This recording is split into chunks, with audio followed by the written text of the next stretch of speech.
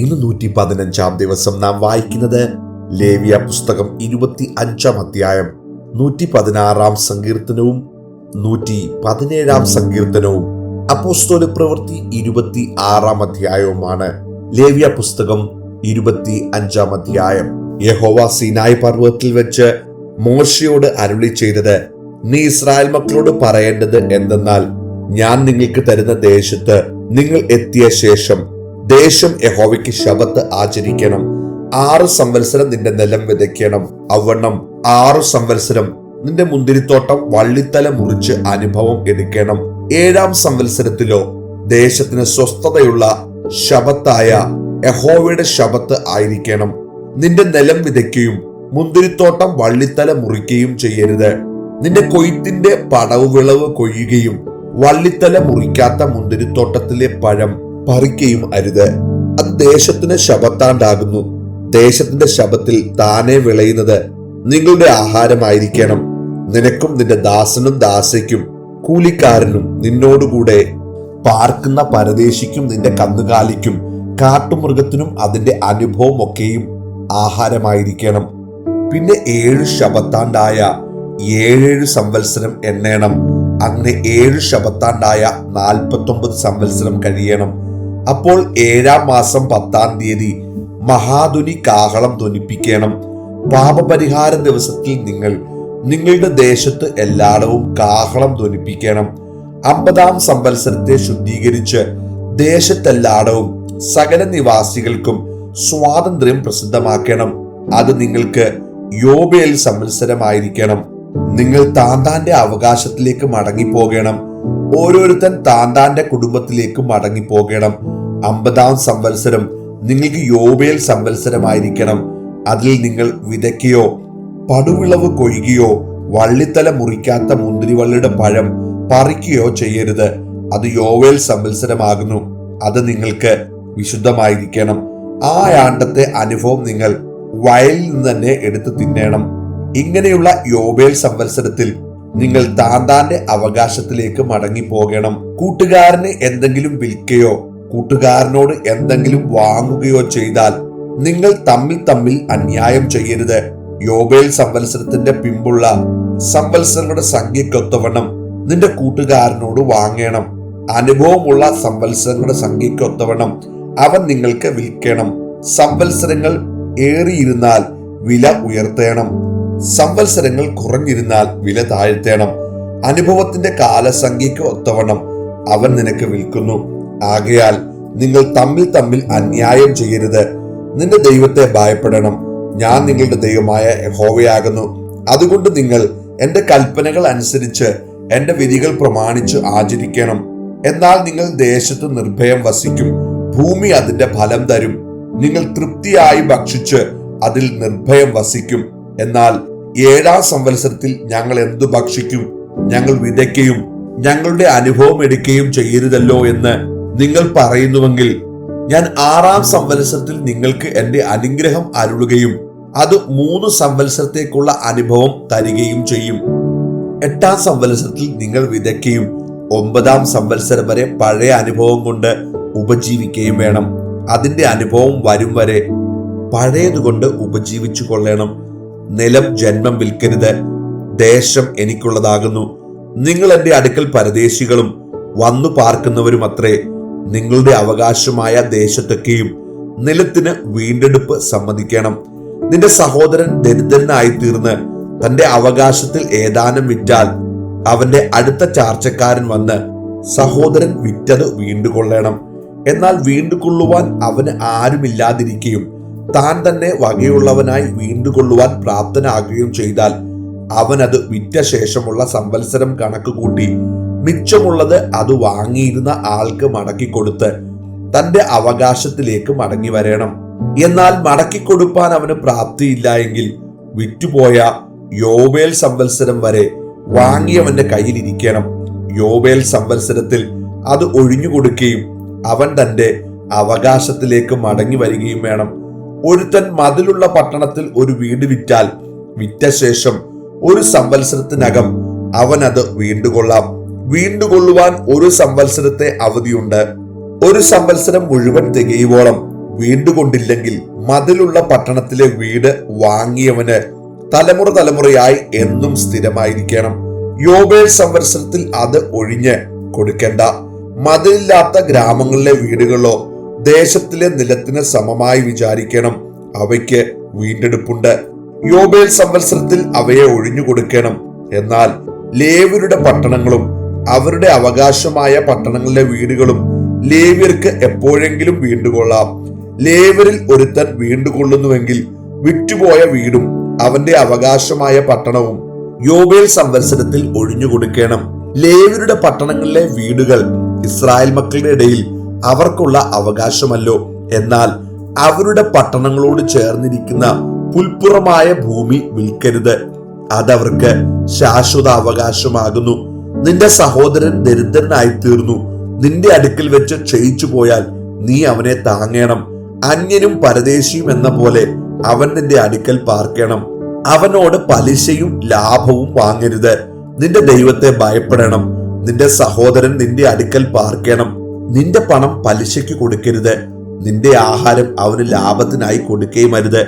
ഞാൻ നിങ്ങൾക്ക് കനാൻ ദേശം തരുവാനും നിങ്ങളുടെ ദൈവമായിരിക്കാനും നിങ്ങളെ മിസ്രയീം ദേശത്ത് നിന്ന് കൊണ്ടുവന്ന നിങ്ങളുടെ ദൈവമായ യഹോവയാകുന്നു.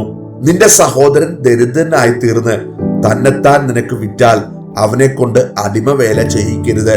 കൂലിക്കാരൻ എന്ന പോലെയും വന്നു പാർക്കുന്നവൻ എന്ന പോലെയും അവൻ നിന്റെ അടുക്കൽ ഇരുന്ന് യോബേൽ സംവത്സരം വരെ നിന്നെ സേവിക്കണം. പിന്നെ അവൻ തന്റെ മക്കളുമായി നിന്നെ വിട്ട് തന്റെ കുടുംബത്തിലേക്ക് മടങ്ങിപ്പോകണം. തന്റെ പിതാക്കന്മാരുടെ അവകാശത്തിലേക്ക് അവൻ മടങ്ങിപ്പോകണം. അവർ മിസ്രയീം ദേശത്ത് നിന്ന് ഞാൻ കൊണ്ടുവന്ന എന്റെ ദാസന്മാർ ആകൊണ്ട് അവരെ അടിമകളായി വിൽക്കരുത്. അവനോട് കാഠിന്യം പ്രവർത്തിക്കരുത്. നിന്റെ ദൈവത്തെ ഭയപ്പെടണം. നിന്റെ അടിയാരും അടിയാട്ടികളും നിങ്ങൾക്ക് ചുറ്റുമുള്ള ജാതികളിൽ നിന്ന് ആയിരിക്കണം. അവരിൽ നിന്ന് അടിയാരെയും അടിയാട്ടികളെയും കൊള്ളണം. ഔവണ്ണം നിങ്ങളുടെ ഇടയിൽ വന്നു പാർക്കുന്ന അന്യജാതിക്കാരുടെ മക്കളിൽ നിന്നും അവർ നിങ്ങളുടെ ദേശത്ത് ജനിപ്പിച്ചവരും നിങ്ങളോടുകൂടെ ഇരുന്നവനുമായ അവരുടെ കുടുംബങ്ങളിൽ നിന്നും നിങ്ങൾ വാങ്ങണം. അവർ നിങ്ങൾക്ക് അവകാശമായിരിക്കണം. നിങ്ങളുടെ ശേഷം നിങ്ങളുടെ മക്കൾക്കും അവകാശമായിരിക്കേണ്ടതിന് നിങ്ങൾ അവരെ അവകാശമാക്കി കൊള്ളണം. അവർ എന്നും നിങ്ങൾക്ക് അടിമകളായിരിക്കണം. ഇസ്രായേൽ മക്കളായ നിങ്ങളുടെ സഹോദരന്മാരോടോ നിങ്ങൾ കാഠിന്യം പ്രവർത്തിക്കരുത്. നിന്നോട് കൂടെയുള്ള പരദേശിയോ അന്യനോ സമ്പന്നനാകുകയും അവന്റെ അടുക്കലുള്ള നിന്റെ സഹോദരൻ ദരിദ്രനായി തീർന്ന് തന്നെത്താൻ അന്യനോ പരദേശിക്കോ അന്യന്റെ സന്തതിക്കോ വിൽക്കുകയും ചെയ്താൽ അവൻ തന്നെത്താൻ വിറ്റ ശേഷം അവനെ വീണ്ടെടുക്കാം. അവന്റെ സഹോദരന്മാരിൽ ഒരുത്തന് അവനെ വീണ്ടെടുക്കാം. അവന്റെ പൃഥുവ്യനോ പൃഥുവ്യന്റെ പുത്രനോ അവനെ വീണ്ടെടുക്കാം. അല്ലെങ്കിൽ അവന്റെ കുടുംബത്തിൽ അവന്റെ അടുത്ത ചാർച്ചക്കാരിൽ ഒരുവന് അവനെ വീണ്ടെടുക്കാം. അവന് പ്രാപ്തിയുണ്ടെങ്കിൽ തന്നെത്താൻ വീണ്ടെടുക്കാം.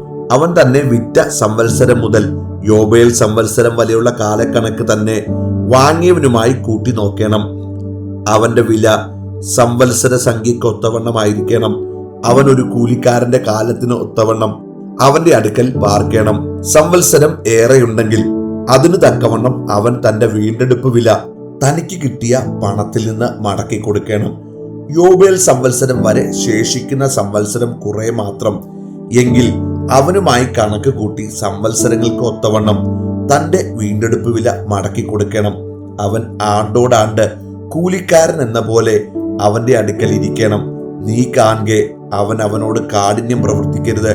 ഇങ്ങനെ അവൻ വീണ്ടെടുക്കപ്പെടാതെ ഇരുന്നാൽ അവനും അവനോടുകൂടെ അവന്റെ മക്കളും യോബേൽ സംവത്സരത്തിൽ പുറപ്പെട്ടു പോകണം. ഇസ്രായേൽ മക്കൾ എനിക്ക് ദാസന്മാരാകുന്നു. അവർ മിസ്രയീം ദേശത്ത് നിന്ന് ഞാൻ കൊണ്ടുവന്ന എന്റെ ദാസന്മാർ. ഞാൻ നിങ്ങളുടെ ദൈവമായ യഹോവയാകുന്നു. 116 സങ്കീർത്തനം. യഹോവ എന്റെ പ്രാർത്ഥനയും യാചനകളും കേട്ടതുകൊണ്ട് ഞാൻ അവനെ സ്നേഹിക്കുന്നു. അവൻ തന്റെ ചെവി എങ്കിലേക്ക് ചായച്ചതുകൊണ്ട് ഞാൻ ജീവകാലമൊക്കെയും അവനെ വിളിച്ചപേക്ഷിക്കും. മരണപാശങ്ങൾ എന്നെ ചുറ്റി, പാതാള വേദനകൾ എന്നെ പിടിച്ചു. ഞാൻ കഷ്ടവും സങ്കടവും അനുഭവിച്ചു. അയ്യോ യഹോവേ, എന്റെ പ്രാണനെ രക്ഷിക്കണമേ എന്ന് ഞാൻ യഹോവയുടെ നാമം വിളിച്ചപേക്ഷിച്ചു. യഹോവ കൃപയും നീതിയും ഉള്ളവൻ, നമ്മുടെ ദൈവം കരുണയുള്ളവൻ തന്നെ. യഹോവ അല്പബുദ്ധികളെ പാലിക്കുന്നു. ഞാൻ എളിമപ്പെട്ടു, അവൻ എന്നെ രക്ഷിച്ചു. എൻ മനമേ, നീ വീണ്ടും സ്വസ്ഥമായിരിക്ക. യഹോവ നിനക്ക് ഉപകാരം ചെയ്തിരിക്കുന്നു. നീ എന്റെ പ്രാണനെ മരണത്തിൽ നിന്നും, എന്റെ കണ്ണിനെ കണ്ണീരിൽ നിന്നും, എന്റെ കാലിനെ വീഴ്ചയിൽ നിന്നും രക്ഷിച്ചിരിക്കുന്നു. ഞാൻ ജീവനുള്ള ദേശത്ത് യഹോവയുടെ മുമ്പാകെ നടക്കും.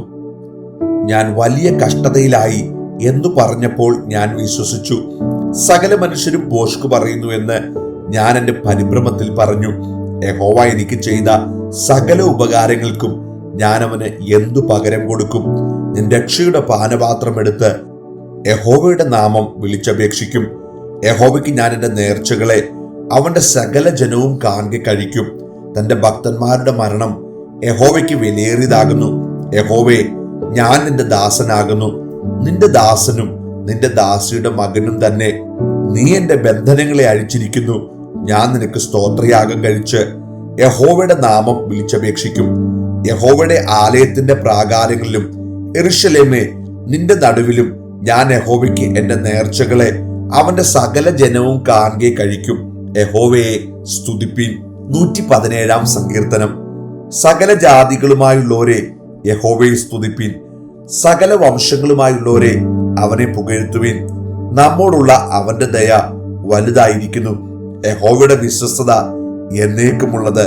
യഹോവയെ സ്തുതിപ്പീൻ. അപ്പോസ്തല പ്രവൃത്തികൾ 26 അധ്യായം. അഗ്രിപ്പാവ് പൗലോസിനോട്, നിന്റെ കാര്യം പറവാൻ അനുവാദമുണ്ട് എന്ന് പറഞ്ഞപ്പോൾ പൗലോസ് കൈ നീട്ടി പ്രതിവാദിച്ചതെന്തെന്നാൽ, അഗ്രിപ്പ രാജാവേ, യഹൂദന്മാർ എന്റെ മേൽ ചുമത്തുന്ന എല്ലാ കുറ്റങ്ങളെയും കുറിച്ച് ഇന്ന് തിരുമുമ്പാകെ പ്രതിവാദിപ്പാൻ ഇടവന്നതുകൊണ്ട്, വിശേഷാൽ നീ യഹൂദന്മാരുടെ ഇടയിലെ ആചാരങ്ങളും തർക്കങ്ങളും എല്ലാം അറിയുന്നവനാകയാൽ ഞാൻ ഭാഗ്യവാനെന്ന് നിരൂപിക്കുന്നു. അതുകൊണ്ട് എന്റെ പ്രതിവാദം ക്ഷമയോടെ കേൾക്കണമെന്ന് അപേക്ഷിക്കുന്നു. എന്റെ ജാതിക്കാരുടെ ഇടയിലും യെരൂശലേമിലും ആദ്യം മുതൽ ബാല്യം തുടങ്ങിയുള്ള എന്റെ നടപ്പ് യഹൂദന്മാർ എല്ലാവരും അറിയുന്നു. ഞാൻ നമ്മുടെ മാർഗത്തിൽ സൂക്ഷ്മത ഏറിയ മതഭേദ പ്രകാരം പരീശനായി ജീവിച്ചു എന്ന് അവർ ആദ്യം മുതൽ അറിയുന്നു. അവർക്ക് മനസ്സുണ്ടെങ്കിൽ സാക്ഷ്യം പറയാം. ദൈവത്താൽ നമ്മുടെ പിതാക്കന്മാർക്ക് ലഭിച്ചതും നമ്മുടെ 12 ഗോത്രങ്ങളും രാപ്പകൽ ശ്രദ്ധയോടെ ആരാധിച്ചുകൊണ്ട് എത്തിപ്പിടിക്കാൻ ആശിക്കുന്നതുമായ വാഗ്ദത്തത്തിലുള്ള പ്രത്യാശ ഹേതുവായിട്ടത്രേ ഞാനിപ്പോൾ വിസ്താരത്തിലായിരിക്കുന്നത്.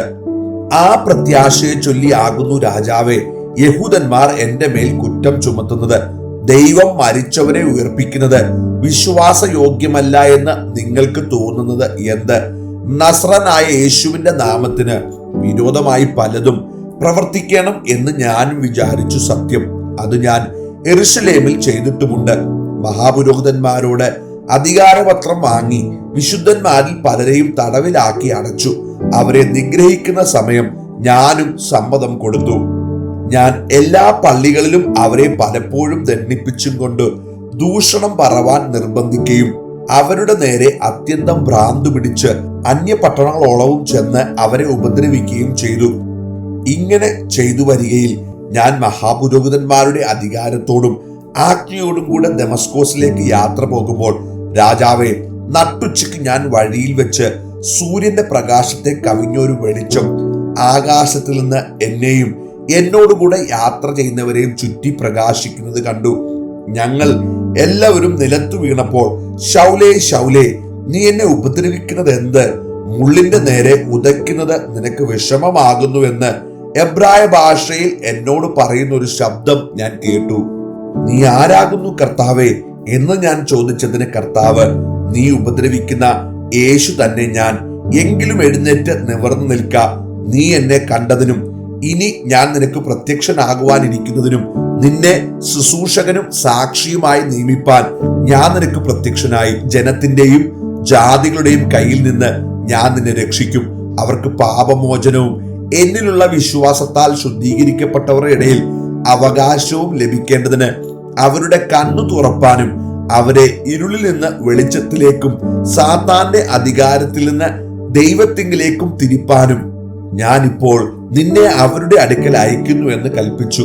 അതുകൊണ്ട് അഗ്രിപ്പ രാജാവേ, ഞാൻ സ്വർഗീയ ദർശനത്തിന് അനുസരണക്കേട് കാണിക്കാതെ ആദ്യം ദമസ്കോസിലും യെരൂശലേമിലും യഹൂദ്യ ദേശത്തെങ്ങും ഉള്ളവരോടും പിന്നെ ജാതികളോടും മാനസാന്തരപ്പെട്ട് ദൈവത്തിങ്കിലേക്ക് തിരിഞ്ഞ് മാനസാന്തരത്തിന് യോഗ്യമായ പ്രവൃത്തികൾ ചെയ്യണമെന്ന് പ്രസംഗിച്ചു. ഇത് നിമിത്തം യഹൂദന്മാർ ദൈവാലയത്തിൽ വെച്ച് എന്നെ പിടിച്ച് കൊല്ലുവാൻ ശ്രമിച്ചു. എന്നാൽ ദൈവത്തിന്റെ സഹായം ലഭിക്കിയാൽ ഞാൻ ഇന്നുവരെ നിൽക്കുകയും ചെറിയവരോടും വലിയവരോടും സാക്ഷ്യം പറഞ്ഞു പോരുകയും ചെയ്യുന്നു. ക്രിസ്തു കഷ്ടം അനുഭവിക്കുകയും മരിച്ചവരുടെ പുനരുത്ഥാനത്തിൽ ആദ്യനായി ജനത്തോടും ജാതികളോടും വെളിച്ചം അറിയിക്കുകയും ചെയ്യുമെന്ന് പ്രവാചകന്മാരും മോശയും ഭാവി കാലത്തെക്കുറിച്ച് പ്രസ്താവിച്ചതൊഴികെ വേറെയൊന്നും ഞാൻ പറയുന്നില്ല.